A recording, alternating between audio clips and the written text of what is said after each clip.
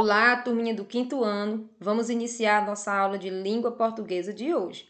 E vamos estudar os porquês. Só que na aula de hoje, o porquê separado sem acento e o porquê separado com acento. Então, turminha, o uso dos porquês depende do sentido que queremos dar a uma frase. Já sabemos que existe o porquê separado, sem acento, porquê separado, com acento, e o porquê junto, sem acento, e o porquê junto, com acento. São 4 porquês, 2 separados e 2 juntinhos. Vamos diferenciá-los também com ou sem o acento circunflexo. Então, usar o pronome porquê na fala é fácil. Também na linguagem informal, nas redes sociais, por exemplo, utilizamos apenas o P e o que sem problema algum. Mas precisamos compreender o uso, a função de cada um para utilizarmos na linguagem formal, na escrita, por exemplo. Então, na aula de hoje, vamos começar com o porquê separado, com acento e sem acento também. Vamos começar com a regrinha do porquê separado e sem acento. Bem, ele pode ser a junção da preposição por com o pronome interrogativo que. 2 termos, isso justifica o fato dele ser separado. Nesse caso, ele é utilizado com o mesmo sentido de por qual motivo ou por qual razão, tanto em frases afirmativas, declarativas, como interrogativas. Vamos para os exemplos. Por que você foi embora? Por qual motivo você foi embora? Podemos substituir. Aqui já identificamos o ponto de interrogação. Então, por que interrogativo? Aqui fazendo uma pergunta direta. Agora vamos para o próximo exemplo. Quero saber por que você foi embora.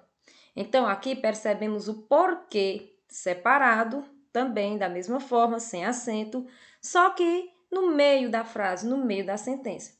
Aqui fazendo apenas uma declaração. E também pode ser substituído por qual razão.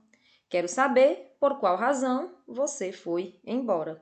Fazendo, então, uma pergunta de maneira indireta. Então, tá aqui os exemplos do porquê separado e sem acento. E agora, turminha, vamos para o uso do porquê separado e com acento. Bem, separado e com acento também é a junção da preposição por com o pronome interrogativo que. Vamos lembrar, 2 termos justificam o fato de ser separado. E também significa por qual motivo. Veja só, vem acompanhado de um acento circunflexo e posicionado no final da sentença. Vamos para o exemplo. Está estudando agora? Por quê? Olha o ponto de interrogação, não é? Então, aqui também temos uma sentença interrogativa. E pode ser substituído por qual motivo? Está estudando agora? Por qual motivo? Então, turminha, entendido? Vamos agora reforçar nosso aprendizado com esta situação aqui, percebendo o uso do porquê separado e sem acento primeiro. Então, sabemos que é a junção da preposição por, mais o pronome interrogativo que, inicia perguntas diretas ou está presente no interior de perguntas indiretas. E também o porquê separado agora com acento. Também é a junção da preposição por, mais pronome interrogativo que, aparecerá sempre no final de uma frase.